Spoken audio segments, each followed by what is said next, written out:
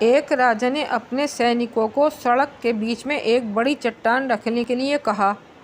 चट्टान को बीच सड़क पर रखकर राजा ने अपने सैनिकों से छुपकर उस चट्टान पर नज़र रखने के लिए कहा और ये कहा कि देखना उस चट्टान को रास्ते से कौन हटाता है।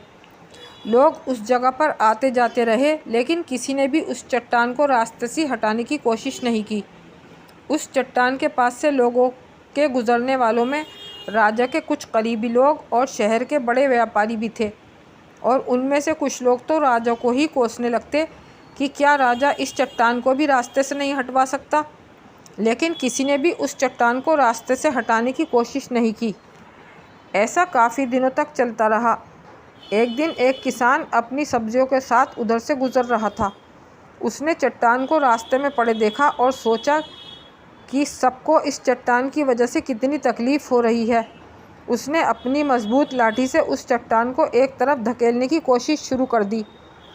काफ़ी कोशिश के बाद वह उसे सड़क से हटाने में कामयाब हो गया।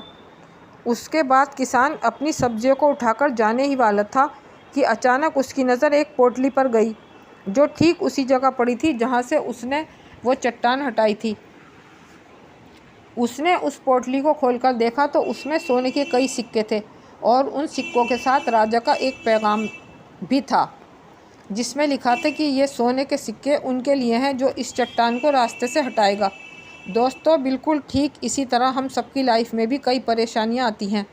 कुछ लोग इन परेशानियों से बचकर निकल जाते हैं और कुछ रास्ता बदल देते हैं, और चंद लोग ठान लेते हैं कि उन परेशानियों से मुकाबला कैसे करें।